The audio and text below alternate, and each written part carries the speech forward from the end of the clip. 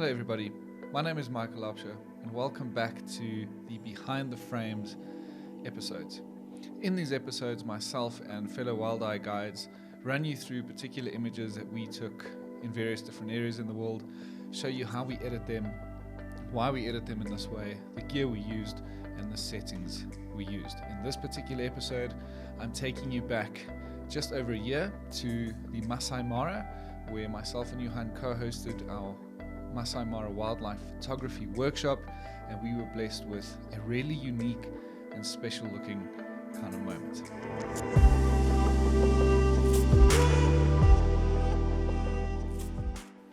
Now the reason this particular image is so special is that we had two apex predators within the Masai Mara feeding on the very same carcass. And this was a hippo carcass. It was a big male hippo that obviously got into a fight with another bull in the water in a dispute over their territory. He got wounded and he sadly succumbed to his injuries, and he kind of had his final breath literally about a kilometer or a kilometer and a half away from our camp. So we had an action-packed week with predators on the site, or on this particular carcass. Hyena, leopard, lion, vultures, jackal, everything came in to feed off of this. So it was a really cool moment to start your day and to end your day with, going straight past that carcass to see what was happening. And without further ado, I think let me jump into Lightroom and let us have a look at the image in question. So that is the image. So we have Suja, dominant male leopard, in the area, and a spotted hyena feeding off the same carcass with a beautiful backdrop of the rolling plains in the Masai Mara. Now this image is edited, so what I'm going to do is I'm going to go down to the bottom right while in develop and tap reset. That'll take me straight through and back to the raw file. Before we do any edits on this image and start playing around, let me tap I for information, so you can see I was shooting a Olympus camera, .olympus raw file. This was taken in November last year, and nice and early in the morning, 6:15 in the morning. So just as we left camp, this happened for us. And in the settings, seeing that it was still quite dark and early morning, about 640 ISO, my lowest aperture of f4. This gave me 1,000th of a second, and I was sitting at 300 millimeters, so bear in mind the Olympus is a micro four thirds camera, so if I was shooting a 300 millimeter lens, this in turn gave me 600 millimeters, and those settings worked well for us out there. We always usually recommend when traveling to the Masai Mara that guests use at least, or have at least one lens which is at least 400 millimeters or larger, because a lot of the time, and in this particular case, because this carcass was very close to the banks of the Mara River, off-roading was not allowed, and so therefore the 600 millimeters gave me a great advantage to capture this moment. And sitting at 1,000 ISO, 1,000 shutter speed, is the ballpark figure I wanted to sit in. Reason being is because we did not know what was going to happen in this particular moment. Was the hyena going to go for the leopard or vice versa? And if that kind of action had to happen, which sadly it didn't, they gracefully fed together. It was quite unique and very special to be a part of. But if that action, say, had to happen and there was them launching at each other and paws and swiping and biting and fighting, you would have wanted a very fast shutter speed to freeze that moment. So I ensured that myself and all of my guests were at a setting for if this did, say, have to happen, we would have been very ready for it. So back into Lightroom, and I'm going to tap information yet again to get rid of that information on the top left. And then let's get into the basic edit of this photograph. So usually what I tend to do first is I crop and straighten horizons. You can see with all these kind of horizon lines, it's so difficult to find a straight horizon within the Mara because of all these lines and rolling hills in the background. But this image, in my opinion, does require a crop. And the crop I'm going to run with here is probably a 16:9. This often gives us the element of kind of a wider scene. And what I'm going to do is I'm also going to straighten it somewhat. Pick it up. I might even change this to a 16:10, which is going to allow for a little bit more of a break up against that horizon line. Because I don't want all of this bright corner on the top left in that frame, but I do want some of it within. So something like that we can still see. If I now hit enter, the scene down on the bottom here still looks straight to me, and then these rolling hills at the back is not really off-putting, and then the main horizon line back in the distance there is pretty straight, but we still have Lookout Hill, or the foothill of Lookout Hill over here. Those Balanites, iconic Balanites trees in the background, still within the frame. And this is providing a good sense of depth and distance throughout this photograph. So now that the crop is done, and within the crop you can either manually move your angle here, go choose your angle and pinpoint it specifically, or just do what I did, hover over the side, click, and then turn it up and down, and you will then be able to realign your horizons. Tap enter and we're done. Now under the basic panel, I generally like to jump into finding pure whites and blacks, and I'm just going to get a few specks up in that top left corner, and then I'm going to come down on my blacks. So everywhere we can see, if I can just zoom in here, when I do this again, I'm pushing and holding Alt for this option. The further I pull this left, the more black gets introduced. So this is telling us where we have pure black in the scene. So we don't want too much of it. We literally just want a few little specks, as we can see there. And now I've got pure white and pure black in this photograph. And you can already see it really jumps to life just in doing the pure white and pure black selection. Now the natural shadow in the scene, there's not too much of it in here, so what we could do is we can even reduce that a bit. It just pulls that highlight, well, not the highlight down, the pulling the shadows down will kind of just increase that contrast. And what we can do is, I do feel that it's very bright up in this corner, is I will probably just drop highlights to a point just so that it dampens that, because it's not really going to affect the foreground all too much. Somewhere there looks good to me, and I'll probably pull texture up just to target and add some edge contrast to my subjects with hair and fur. I won't do clarity in this general scene, because with that lower aperture I've managed to kind of blur out this background, which is something I did want to keep blurred out, because having that all in focus will obviously pull my viewers' attention away from what's actually happening in the scene in the foreground. Okay, so something like that's looking good. Hitting backslash is quite a big difference already in the before and after. But I do feel that it is somewhat yellow and quite burnt in terms of the warm colors bouncing off of this dead grass. Having zoomed in like that, that little white thing's annoying me.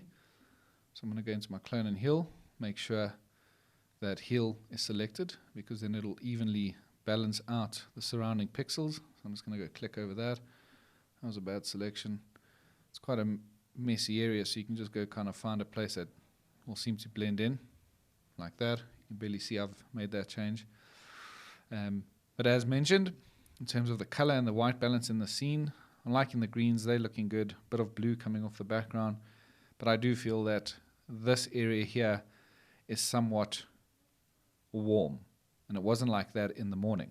Remember, morning colors are generally cooler and a bit more balanced than you would see it in this photograph at the moment. But because I pushed my whites to plus 78 to find a pure white up in that sky, often the case will be is that if it was an early morning or late afternoon shots, you'll get a lot of these warmer colors kind of bouncing through, which if you don't like, and in this case I do not, I'm going to just hover over the temperature slider with my cursor and hit my down arrow key, and you will see that it's becoming much cooler. So if I had to go double click and reset, and pull that left, you can see there's quite a big difference in terms of the balance within that photograph. And I saw 5,500 was pretty much a sweet spot somewhere.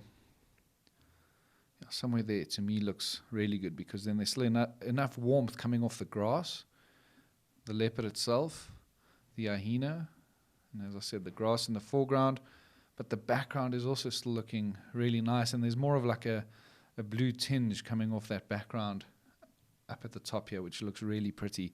And I do feel that when you're looking at photographs, the white balance and the color of the scene can also speak volumes for the time of day that you actually photographed this. And generally mornings, if you have joined us in the Masai Mara, you will know. If not, pack something warm because Africa can get cold. The mornings can get very chilly.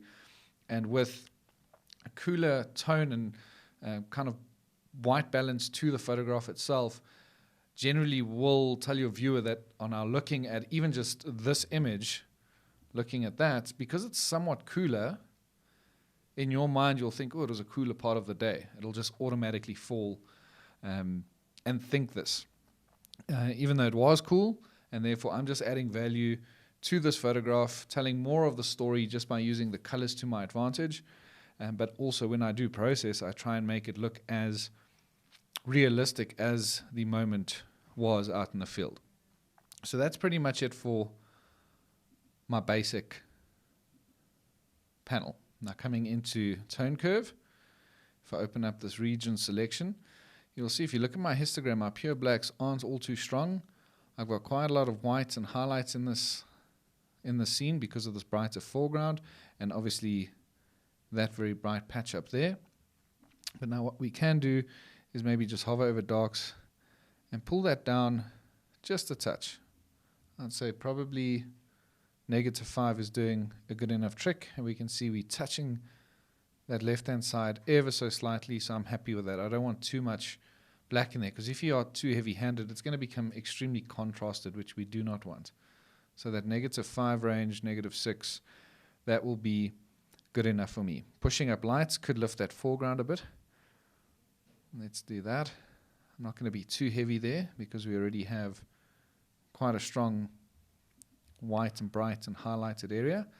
But in doing this, it's a very subtle change again, but you will see that it just brings that background into a bit more play with a bit more contrast, and so I'm happy with this. Come into HSL. I think one thing that's going to help us here is because there's quite a lot of a blue tinge at the back there, if we want to dampen this, luminance is how bright or how dark the color selection will be. So you can see how it's really affecting that background if I pull that blue all the way left, making it very dark. But you also do want to take note and be aware of that kind of contrast burn, not only in the color, ignore that for now, but around the things in the background, because that the color burn can obviously be dampened by dropping saturation in that area, and therefore it won't be as blue, but you still have this big contrast burn around the areas in the back there. So here we do want to pull it to a point where it looks healthy, just to dampen it ever so slightly. So let's say -40, it'll dampen it somewhat. We do want to keep some of that saturation in there because that blue was pretty, but not too much of it, just a subtle glow. So -17 or so will bring that area down somewhat. What we could do if we want to brighten up this foreground a bit more, oh sorry, that's saturation. So under luminance, go push up yellow, go push up the oranges a bit. We can go drop the green, add a bit more depth in there, make that a bit darker. You'll see quite a big difference if I go push and click on that eye over there. So quite a big difference in that photograph. Color grading, not going to be needed here. My details, we'll go push up. Sharpening, going to bring my radius down so I don't run the risk of over sharpening. Detail up to 100 to find finer details within my subject.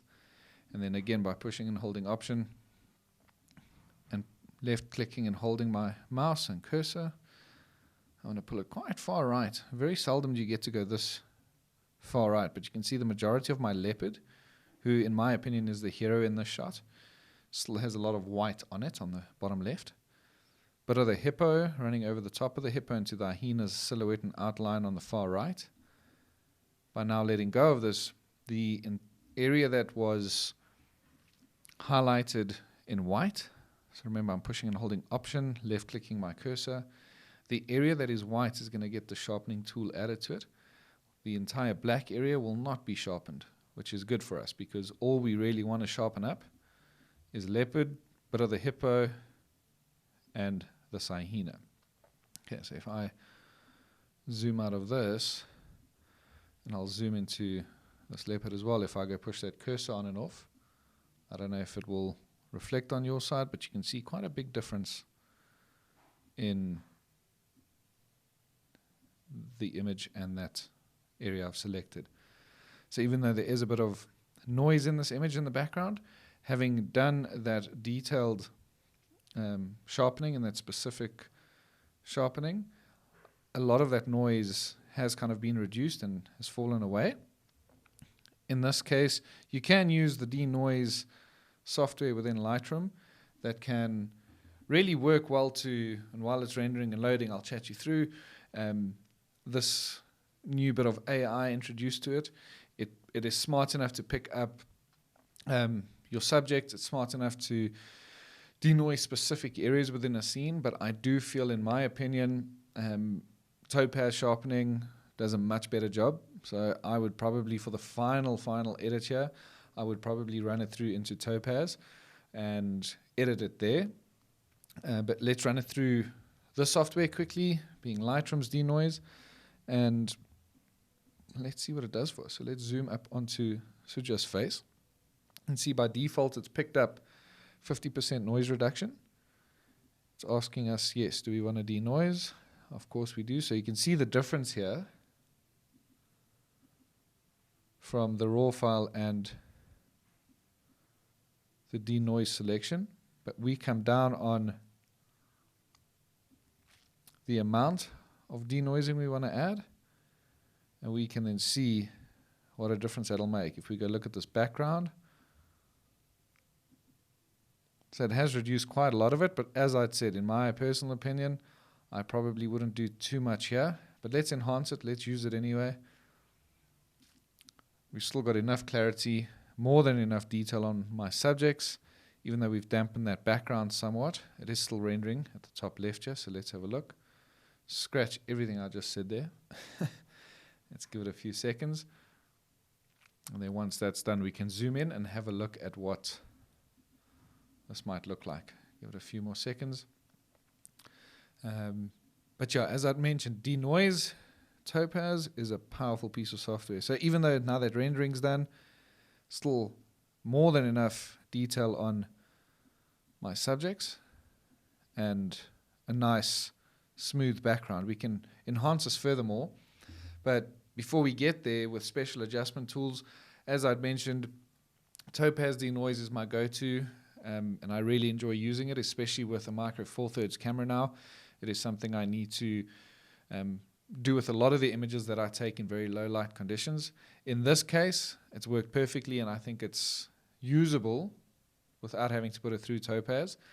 And just remember, not every image needs every little adjustment available. But if you have not used Topaz yet and would like to, feel free to get in touch. I'll happily assist. But I also did put a blog post out where I speak about Topaz denoise, Topaz sharpening, and Jerry spoke about AI Photo, which is one of their products as well, and Gigapixel. So if you want to go and check that out, go onto the Wild Eye blog, type in Topaz under the blogs, search that, and that blog will come up. It's also video style and a good tutorial if you want to jump into Topaz and get to know a bit more about that software. So now jumping back into the image, special adjustment brush tools. Now there's probably only three things I want to do here. I want to dampen this background a bit. So what I can do is I like to find a linear gradient coming down from the top and I'm going to pull it quite heavily so that not 100% of this image is going to be, or edit's going to be affected here. It's going to fade from 100 all the way through to 75 to 50 and then 50 to a 0 down here. But what I'm going to do is, because at the moment there are parts of my subject being selected which I do not want. So up on this tool, I'm going to just click up there and say subtract from my subject. And there we go. It's jumped off. Did a very good selection there. This AI in Lightroom is absolutely ridiculous. And what I'm going to do here is just drop highlights just a little bit more. I'm probably going to come down on